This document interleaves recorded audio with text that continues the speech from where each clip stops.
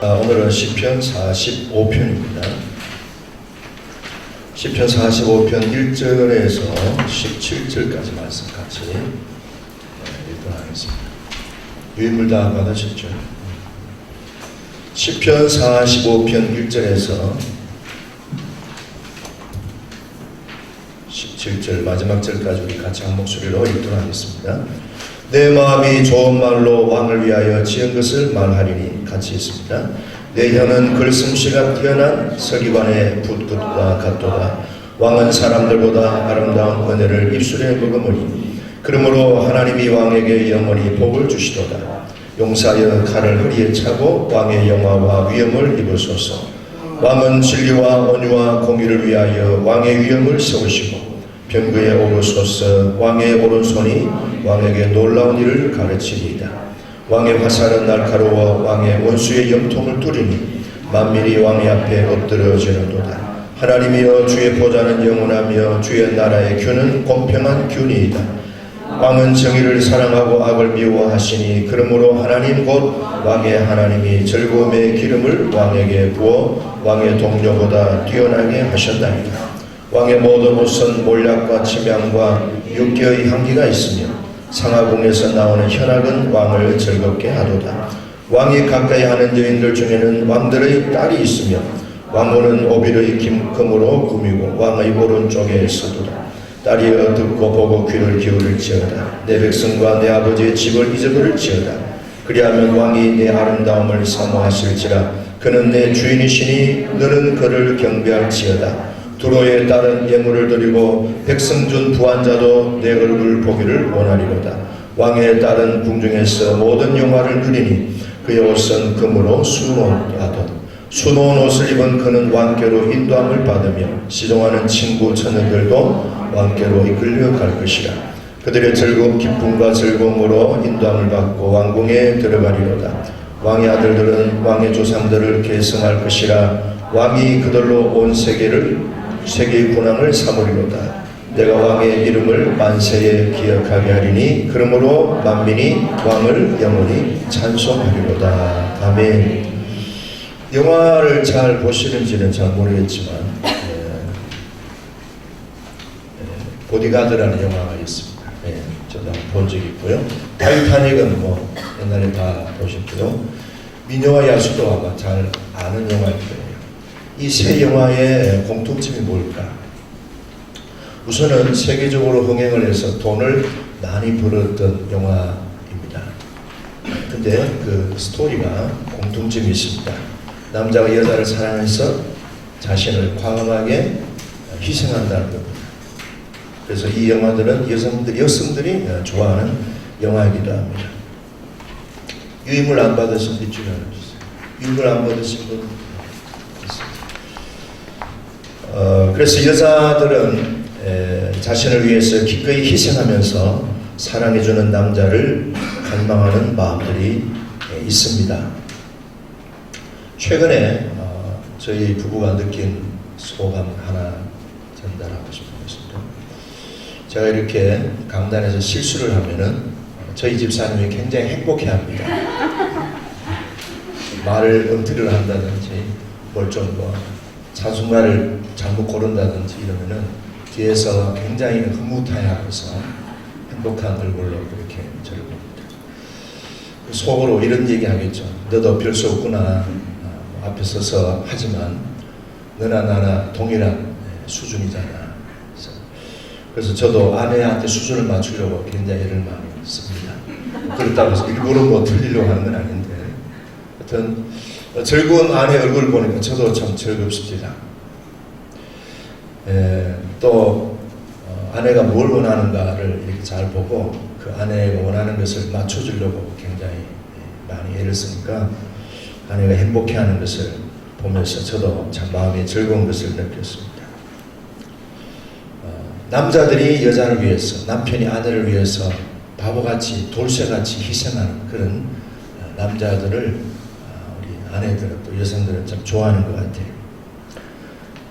우리가 신데렐라가 자신의 유리구두를 들고 찾아오는 왕자를 기다리듯이 자기를 사랑해주고 자기한테 굉장히 희생하고 헌신해주는 남자들을 좋아하는 그런 모습을 여성들을 통해서, 아내를 통해서 볼 수 있을 것입니다. 남자들이 실제로 애인이나 아내를 위해서 자신을 죽기까지 사랑한 감동적인 일화들은 많이 있습니다. 남편들이 그렇게 사랑해 볼 수 있기를 바랍니다. 사랑의 좋은 모델은 예수님이 우리에게 그런 모델로 보여주셨죠. 예수님은 우리를 사랑하시는데 십자가에 못 박혀 살이 찢어지고 뼈가 부스러지고 온몸의 피를 다 쏟기까지 예수님은 모든 에너지를, 모든 생명을 다 우리를 위해서 헌신해 주셨습니다. 그래서 요한복음 16장 23절에 오면은 아버지께서 나를 보내신 것과 같이 나도 아버지께서 나를 사랑하신 같이 그들도 사랑하신다는 것을 알게 해주세요. 그들이 누구예요? 우리 자신을 말합니다. 하나님께서 예수님을 사랑하신 것과 똑같이 하나님은 나를 사랑하신다는 겁니다. 이 사실이, 이 진리가 우리에게 그렇게 참 와닿아야 될 텐데, 와닿아야 될 텐데. 어떻게 보면은 우리 일생은 하나님께서 예수님을 사랑하신 것과 똑같이 하나님께서 나를 사랑하신다는 그 사실을 알아가다가 우리 인생을 마무리하지 않겠나, 그렇게 생각해 봅니다. 로마서 8장에 나오는 이 내용은 우리가 다 잘 아는 거죠. 만일 하나님이 우리를 위하시면 누가 우리를 대적하리요? 자기 아들을 아끼지 아니하시고 우리 모든 사람을 위하여 내어주시니가 어찌 그 아들과 함께 모든 것을 우리에게 주시지 않겠느냐. 그토록 우리를 우리 주 예수 그리스도 안에 있는 하나님의 사랑에서 끊을 수 없느니라. 세상에 어떤 누구도 어떤 무엇도 하나님의 나를 향하신, 예수 안에서 있는 하나님의 나를 향하신 그 사랑에서 나와 주님과 하나님과의 관계를 끊을 수 없다. 오늘 이제 우리 마지막 수업이 오늘 내일 이틀 이번 학기 진행되는데요. 모쪼록 수업 시간마다 하나님 아버지의 절대적이며 영원히 변치 않는 그 사랑에 다시 한번 푹 잠겨지는 그런 은혜가 있기를 바랍니다. 자, 오늘은 이 시편 45편의 내용은 솔로몬 왕의 결혼을 축하하는 시입니다. 이 성경이 단순한 이 축하 시일까 하는 거죠. 이것이 성경에 포함됐다고 하는 것은 대단히 의미가 있고 영적인 메시지가 있다고 볼 수가 있겠죠. 왕이시고 신랑 되신 예수 그리스도, 그리고 그의 신부인 우리 교회 또 성도와의 관계를 결혼식을 통해서 예언적으로 보여주고 있습니다. 한편으로는 신랑과 신부 또는 남편과 아내가 한 몸을 이루고 연합을 이루는 아름다운 내용을 성령의 감동으로 우리들에게 소개하고 있습니다. 왕이신 예수 그리스도, 신랑이죠. 그리고 신부된 교회와 성도가 어떻게 아름답게 연합을 이루어 나갈까를 보여주고 있습니다. 또한 우리 부부지간의 남편과 아내의 그 부부관계의 영광과 아름다움을 보여주기도 합니다. 그래서 왕과 신랑의 모습을 영광으로 묘사했고요, 왕비와 아내의 모습을 아름다움으로 그렇게 묘사했습니다. 우선 2절에서 8절의 내용을 보면은 왕이요 신랑의 영광스러움을 노래하고 있습니다. 그러면은 첫 번째로는요, 왕이 또 신랑이 영광스러운 이유가 뭐냐? 2절에 기록되어 있습니다. 2절 같이 한번 읽어볼까요? 왕은 사람들보다 아름다워 은혜를 입술에 머금으니 그러므로 하나님이 왕에게 영원히 복을 주시도다. 왕의 아름다움, 신랑의 아름다움, 신랑의 영광스러움, 그리고 남편의 아름다움이 뭐냐? 은혜로운 말에 있다는 거죠. 하나님께서는 은혜로운 말을 잘 활용하는 왕, 남편에게 복을 주시고, 그에게는 무슨 복을 주시는가 하면은 영원히 복을 주신다 그랬어요. 얼마나 하나님께서 그 말에 대해서 감동을 받으셨으면은 영원한 복을 주시겠다고 약속하셨을까? 자, 왕의 아름다움, 왕의 언어가 있어요. 남편의 아름다움, 남편의 언어가 있어요. 그게 뭐예요? 은혜로운 말에 있습니다. 말. 좋은 목소리라기보다는 은혜로운 말이 있습니다. 잠언 22장 11절에 보면은 마음의 정결을 사모하는 자의 입술에는 덕이 있으므로 임금이 그의 친구가 되느니라 그랬어요. 임금의 친구는 누굽니까? 입술에 덕이 있는 사람이라는 거죠. 그러니까 이 입술에 덕이 있고 입술에 은혜가 있으면은 그 사람은 임금과 친구가 될 수 있는, 임금과 우정을 나눌 수 있는 그런 요소를 갖고 있다는 거예요. 잠언 18장 21절에 죽고 사는 것이 혀의 힘에 달렸나니 혀를 쓰기를 좋아하는 자는 혀의 열매를 맺으리라. 말에 대한 부분은 우리가 워낙 많이 듣고 또 많이 양이 많아서 다 말씀을 못 드립니다만은 요한복음 6장 63절에 보면은 말에 대한 핵심을 얘기하고 있죠. 살리는 것은 영이니 유금무익하니라. 내가 너희에게 이르는 말은 영이요 생명이라 그랬어요. 예수 그리스도는 어떻게 오셨어요? 말씀으로, 말씀 되신 분이 육신을 입고 오셨어요. 그러니까 이 말씀, 말이라고 하는 것은 예수님의 인격, 예수님의 생명 자체를 내포하고 있기 때문에 이 말이라고 하는 것은, 말씀이라고 하는 것은 대단히 중요합니다. 죽고 사는 것이 거기에 기준이 있다는 거죠.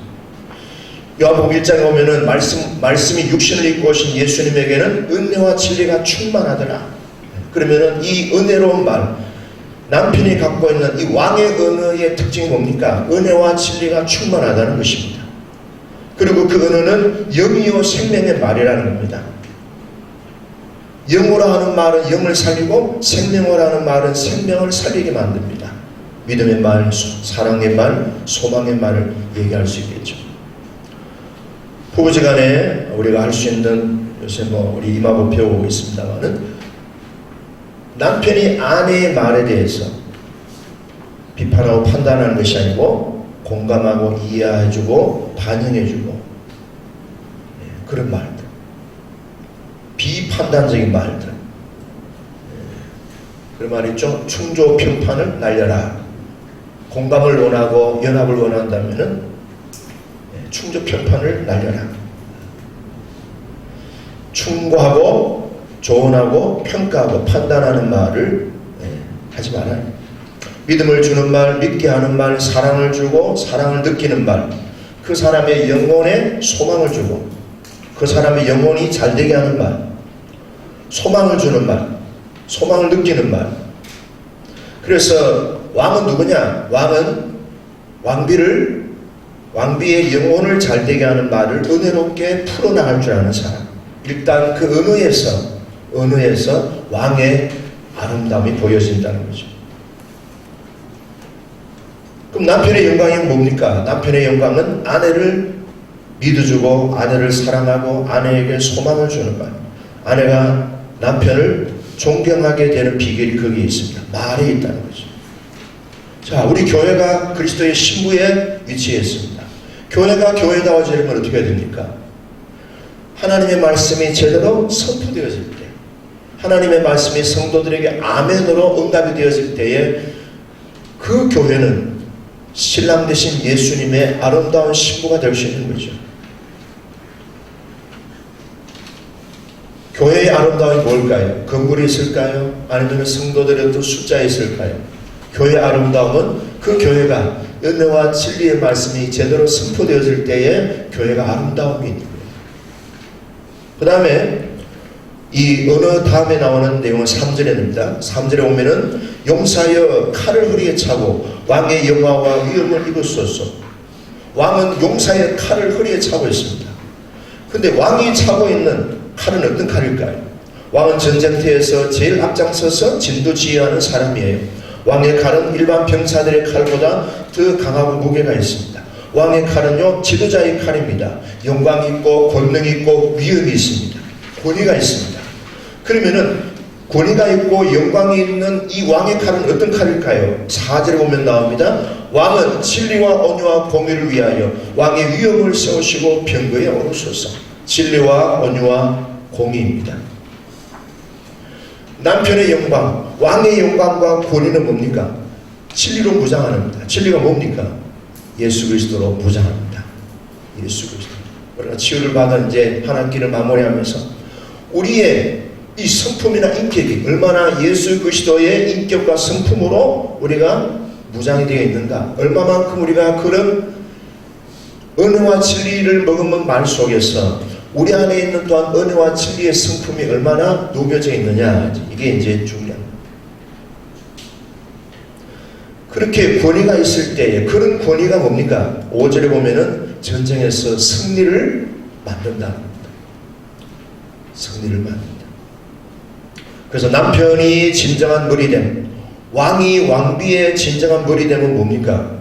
주님이 교회를 사랑하는 모습입니다. 진리를 따라서 아내를 사랑하는 겁니다. 진리를 따라서 왕비를 사랑하는 겁니다. 내 고집, 내 이론, 내 생각이 아니라는 거죠. 그리고 부부 이렇게 갈등들을 보면은 뭐가 자꾸 충돌이 됩니까? 자기 이론. 나는 안동 김씨다. 안동 김씨라는 어떤 가문의 전통을 계속 고수하니까 쫓겨나는 거예요, 아내한테. 우리 교회 안동 김씨가 계세요. 자기는 어릴 때부터 부엌에 가는 것은 남자로서 그런 일은 할 수 없다고. 그리고 걸레를 붙들는다든지 설거지를 한다든지 그런 거 하면 안 돼. 숟가락도 들면 안 돼. 그 때문에 우리 교회 와서 앞치마도 두르고 화장실 청소도 하고 많이 바뀌었어요. 이 사람이 안 바뀌었으면 벌써 쫓겨났어요. 자기 이론과 틀이 아니라 진리를 따라 아내를 사랑하는, 그게 남편의 왕된 영광스러움입니다. 그 다음 온유한 성품으로 아내를 사랑하는 겁니다. 명령하고 통제하고 자기 주장하고 자기 기준을 내세우면은 아니죠. 온유한 성품, 독재자의 성품이 아니에요. 예수 그리스도 온유한 성품으로 아내를 사랑하는 겁니다. 그 다음에 공의의 판단으로 아내를 사랑하는 겁니다. 공의의 판단으로 사랑한다는 말은 무슨 말입니까? 하나님 보시기엔 합당한 모습이다. 유연성이 있는 거예요. 그래서 어떤 부인 집사님하고 얘기하면서 제가 그랬어요. 남편이 경제력이 약해. 그래서 내가 부인 집사님 자꾸 남편한테 돈 벌어오라고 하지 마라. 내려놓으라. 제가 그 집사님 뭐 두 가지를 내려놓으라 그랬어요. 첫째는 남편이 돈 벌어오는 것에 대해서 내려놓으라 그랬어요. 두 번째는 말로서 남편을 이겨먹으려고 하는 그 자체를 내려놓아라. 목사님, 요새 그게 조금 됩니다. 조금 됩니다. 치유원에서 공부도 하고 치유도 많이 받았는데 계속 그게 안 풀리는 거예요. 근데 최근에는 지극히 그냥 싸워가지고 엄청나게 그냥 싸웠어요. 그 과정에서 목사님, 내가 죽는다는 것이 뭔지 이제서야 조금 감이 온다는 거예요. 남편이 돈을 벌어오든 안 벌어오든 상관하지 않고 남편을 있는 그대로 수용해 줄 수 있는 마음이 이제 싹이 틉니다. 됐다. 그리고 말로서 남편 이겨먹으려고 하는 그 승부욕을 내려놔라. 예수님도 말로 이길 수 있었지만 예수님 말로 이겨먹지 않았지 않습니까? 진리와 뭡니까? 온유와 공의의 판단으로 아내를 사랑하는, 그게 뭐예요? 왕의 인격이고 왕의 은혜다. 그 다음에 세 번째는 5절에 보면은 왕의 화살은 날카로워 왕의 원수의 염통을 뚫으니 만민이 왕의 앞에 엎드러지는도다 그랬어요. 그러니까 뭡니까? 만민이 원수와 악과 죄와 모든 세속적인 것을 무너뜨리는 그런 내용을 말합니다. 왕은 아내를 이기는 것이 아니고 원수를 이길 수 있는, 악을 이길 수 있는, 죄를 이길 수 있는, 세속적인 것들을 무너뜨릴 수 있는 염통을 쏘아가지고 한 방에 그냥 원수를 초토화시킬 수 있는, 초전박살시킬 수 있는 그런 리더십, 그런 내면적인 힘이 뭐예요? 왕의 권위다 이 말이에요. 그 다음에 6절과 7절에 보면은 무질서와 혼돈 위에 하나님의 질서가 통치되게 합니다. 원수를 무너뜨림으로 이 땅에 하나님의 킹덤, 하나님의 왕국의 질서가 세워지게 만드는 것. 그것이 왕의 권위요, 왕의 위엄이요, 왕의 은혜랍니다. 하나님은 그런 신랑에게 성령의 기름 부음을 계속 부어줘서 그를 더 탁월하게, 더 뛰어나게 하나님이 그를 쓰신다는 거죠. 자, 그러면은 정리합니다. 하나님의 기뻐하시는 남편, 왕은 어떤 사람이냐? 시간이 갈수록 성령의 기름 부음이 점점 뛰어나고 탁월함에 이르게 해주십니다. 우리는 지난 한 학기를 보내면서 지금 나의 기름 부음은 어느 위치에 있습니까? 나의 기름 부음의 위치는 발목에 있습니까? 무릎에 있습니까? 아니면 허리에 있습니까? 아니면은 절신을 다 듣고 있습니까? 우리 각자 자신의 기름 부음의 수준이 어디까지 기름 부음이 임해 있는가? 지혜만 왔다 갔다 하는 사람은 발목까지 기름 부음이 있는 거예요. 오늘 내일 잘 한번 보시고 부족한 부분들이 계속 보완되어졌으면 좋겠습니다. 이번 방학 중에 또 치유 기간들이 몇 번 있으니까 그 기간들을 통해서 여러분들의 기름 부음이 계속해서 향상되어지고 더 깊어질 수 있기를 바라요. 자, 그러면 아내들은 어떤 역할을 해야 됩니까? 남편이 최전방에서 왕의 칼을 가지고 원수와 싸우고 악과 싸우고 죄와 싸우고 세속적들과 싸울 때에 이 왕에게 가장 필요한 것이 뭐가 필요할까요? 아내들의 강력한 중보기도가 필요합니다. 영적 최전방에서 악한 원수마귀와 싸우는 남편이 승리하도록 할 수 있는 가장 막강한 힘은 아내의 강력한 중보기도입니다. 상처 싸움, 이론 싸움, 잘잘못을 따지는 논쟁은 이제 그만하고 그걸 주님께 올려드리고, 가장 잘 돕는, 남편을 잘 돕는 아내가 누구냐? 남편을 위해서 중보기도가 살아있는 아내입니다. 그래서 저도 체험을 올 때마다 아내한테 늘 기도받고, 아내가 없으면 우리 딸한테 전화로 기도받고, 어떤 아들한테 기도받고, 이 영적 전쟁에 있어서 우리가 할 수 있는 싸움은 이론 싸움이 아니잖아요. 실전 영적 전쟁입니다. 강력한 중보기도의 힘이 우리를 하여금 그 싸움을 탁월하게 만드는 후원이 되고 힘이 되는 겁니다. 그래서 우리 아내들은요, 남편에 대해서 평가하고 판단하고 자꾸 이렇게 상처상하려고 하지 말고 그 남편을 위해서 강력한 중보기도 해줄 수 있는 그런 아내의 그런 또 아름다움을 발휘할 수 있기를 바라요. 자, 그 다음에는요, 신부의 아름다움을 보여줍니다. 9절입니다. 신부의 아름다움은 뭐냐? 9절입니다. 같이 읽어볼까요? 시작. 왕이 가까이 하는 여인들 중에는 왕들의 딸이 있으며 왕후는 오빌의 금으로 꾸미고 왕의 오른쪽에 서도다. 왕비의 아름다움은 뭡니까? 뭔가 이 옷에 있습니다. 근데 그 옷은 어떻게 장식되어 있는가 하면은 금장식으로 되어 있습니다. 금장식. 그리고 신부의 또 아름다움은 신랑의 오른편에 있습니다. 신랑의 오른편.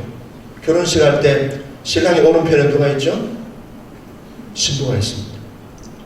신부의 아름다움은 금장식품에 있다고 했습니다. 우리가 성경에 금은 굉장히 중요한 내용으로 많이 등장합니다. 제일 많이 등장하는 곳이 어디죠? 성막에서 나옵니다. 성막을 이렇게 지을 때에 제일 많이 거기에 투입되는 것이 금입니다. 바로 예수 그리스도의 성품을 말하죠. 변치 않는 성품. 그 다음에 순수하고 순결한 성품입니다. 신부의 아름다움은 뭐냐? 변치 않는, 순수하고 순결함에 변치 않는 한 마음으로 신랑 그리고 남편의 오른편에 위치했을 때에 가장 신부가 아름답다는 거예요. 얼굴만 예쁘다고 여자냐? 마음이 고와야 여자지. 한 번만 마음 주면 변치 않는 그런 신부. 그런 신부. 교회의 아름다움이 뭐예요? 교회의 아름다움. 신부되는 교회의 아름다움도 역시 신랑 되신 예수님에 대한 순결한 마음, 변치 않는 한 마음. 성도의 신앙도 마찬가지죠. 신랑 되신 예수님에 대해서 변치 아니하고 순결하고 순수한 세속과 때묻지 않는 그 마음을 신부의 아름다움으로 묘사하고 있는 거예요. 저와 여러분들이 이 땅에 살아가는 동안 예수 그리스도의 신부로서의 순수함과 순결함과 그리고 변치 않는 주님에 대한 사랑으로 살아갈 수 있기를 바라요. 신부가 언제 아름답습니까? 순수하고 순결하고 변치 않는 마음과 함께 신부의 오른편의 포지션, 오른편에 있을 때에 신부의 진정한 아름다움이 있습니다. 거기는 그 누구도, 신랑과 신부 사이에는 그 누구도 끼어서는 안 돼요. 하나님 보호자 우편에 누가 있어요? 예수님이 있듯이 우리의 위치는요, 예수님의 오른편에 있는 거예요. 우리 남편의 오른편에는 딸도 안 되고, 우리 남편의 오른편에는 시어머니도 안 되고, 아내만 위치해 있는 그런 독립적이고 고유하고 절대적인 포지션이다. 우리 아내들은 그 자리를 빼앗겨도 안 되고 누구에도 넘겨주지도 않는 그것이 신부의 아름다움이다. 두 번째, 10절에 보시면요, 딸이여 듣고 보고 귀를 기울일지다. 신부에게 얘기하는 거예요. 뭐예요? 듣고 보고 귀를 기울여라. 마음의 귀를 기울여서 잘 듣는 거예요. 마음의 눈으로 잘 보는 거예요. 누구? 신랑에 대해서. 신랑에게 마음의 귀를 기울여서 신랑이 무슨 말을 하는지, 신랑의 눈동자가 어디를 보고 있는지, 신랑의 마음이 어떤 마음인지 내 마음의 눈으로 신랑의 마음과 함께 서로 소통하고 교통하고 교제하는 겁니다. 왕비는 왕과의 관계에 대해서 잘 듣고 잘 보고 귀를 바짝 기울여야 됩니다. 신랑에 대한 집중력이 강할수록 신부는 아름답습니다. 신부의 눈이 어디로 가 있어요? 신랑에게 집중하는 것이, 그것이 신부가 가장 아름다운 모습이에요. 그럼 얼마만큼 왕에게 신랑에게 집중하느냐? 10절에 나와 있습니다. 10절, 딸이여 듣고 보고 귀를 기울이라. 네 백성과 네 아비의 집을 뭐예요? 잊어버려라. 네 백성, 네가 성장해왔던 본토, 내 부모와 딸과의 관계에 대해서 이제는 잊어버려라. 이제는 부모의 딸이 아니고 남편이나 왕비, 아내로서의 자신의 정체성을 가지고 살아라. 지금 어디 있는데요? 왕의 남편의 오른편에 있잖아요. 그래도 계속해서 옛날에 즐겁게 지내던 친정의 추억을 기억하고, 아니면은 뭐예요? 아버지에 대한 부분, 어머니에 대한 부분, 본토 친정 아비 집에 대해서 아직도 떠나지 않는 그런 모습으로 남편의 오른편에 서 있다면 이제는 그것을 정리하라. 그럴 때 어떻게 됩니까? 왕에게, 신랑에게 집중하면 집중할수록 뭐예요? 왕의 사랑을 받게 된다고 했어요. 남편의 사랑을 받게 된다. 하나님의 사랑받는 교회가 되고 예수님의 사랑받는 성도들이 될 수 있다는 거예요. 우리가 치유를 받으면서 하나님의 임재를 경험하면서 우리가 예수님에게 집중하는 그런 훈련을 계속 받잖아요. 그런 면에서 우리는 신부의 영성으로 누구보다도 더 뛰어난 그런 모습을 가지고 신랑에게 사랑받는 신부가 될 수 있을 거예요. 자, 그렇다면은 신부된 교회, 우리 성도들도 마찬가지입니다. 성도들도 옛사람의 인생을 떠나고, 옛사람의 인생을 떠나라. 네 아버지의 집, 네 백성들과 옛날에 살았던 그것을 청산하고 이제는 새 사람으로 부름받은 신랑 대신 예수 그리스도와의 관계를 바로 세워라. 그렇게 될 때 아름답고 영광스러운 성도가 된다. 그래서 아버지에 대한 상처, 어머니에 대한 상처, 어린 시절의 부모에 대한 상처에서 치유되고 자유하라. 따라할까요? 남편은 아버지가 아닙니다. 계속 남편을 향하여 아버지로부터 받은 상처를 가지고 남편을 판단하고 평가하고. 그래서 제가 어떤 분한테 그랬어요. 나는 당신의 아버지가 아닙니다. 자라보고 놀란 것이 소뚜껑 보고 놀라고, 소뚜껑은 소뚜껑이고 자라는 자라. 아내는 엄마가 아닙니다. 그리고 아버지 상처를 남편한테 탓하고 화내면서 미워하면서 그렇게 되면 신랑으로부터 사랑을 받지 못합니다. 자, 그 다음에 13절 14절 오면은 신부는 왕을 통해서 영광을 얻습니다. 그렇습니다. 신부는요, 세상의 영광이 아니라, 물질의 영광이 아니라, 권세의 영광이 아니라, 세상의 어떤 명예가 아니라, 신부의 가장 아름다운요, 영광은 신랑 대신 그리스도를 통해서 얻습니다. 남편을 통해서 얻습니다. 교회의 영광은 신랑 대신 예수 그리스도의 오른편에 있을 때, 신부와 아내의 영광은 어디에 있습니까? 신랑 오른편에 있을 때 있습니다. 남편과 신랑이 마음에 안 들어도 주님의 오른편에 서 있는 믿음으로, 마음으로 신랑 곁에 있기를 바라요. 결과가 뭘까요? 결과는 16절 17절입니다. 그런 때로는 어렵고 힘든 과정에서도 잘 견디고 신부의 위치에서 신랑의 오른편에서 서 있을 때에 결국은 진정한 신부의 진정한 영원한 왕 대신 예수 그리스도께서 하나님께서 그에게 뭘 주셔요? 그의 자손들에게 뭡니까? 왕의 영광으로 영원히 세우신다는 거예요. 한국 사회나 우리 한국 교회를 보면서 저는 어머니들의 희생과 노고를 결코 잊지를 못합니다. 아버지도 계셨지만 어머니의 그런 희생적인 헌신이 있었기에 저도 이 자리에 서 있습니다. 자손들이 왕권을 가진 세상의 빛이요 그리고 왕같은 제사장으로 살아갈 수 있다는 것이 바로 신랑의 오른편에 서 있는 신부에게 주는 하늘나라의 상급입니다. 그 얘기했더니 우리 여주사님이 목사님 그 부분을 보면서 제가 견딥니다. 견디세요. 상은 주님의 직접 주실 것입니다. 자, 이제 오늘 내일 이틀 마무리 수업 잘 하시고 우리가 계속해서 왕의 언어를 통해서 또 왕의 어떤 리더십을 통해서 신부의 영성을 통해서 신랑 되신 예수님을 기쁘시게 연합하고 또 교회를 평안하게 든든히 세워나가는 이 땅에 참으로 순수하고 순결한 왕의 신부로 살아갈 수 있기를 주님의 이름으로 축복합니다. 남편들은 또 왕의 언어를 통해서 가정을 복된 왕같은 그런 가정으로 잘 세워나가시기를 주의 이름으로 축복합니다.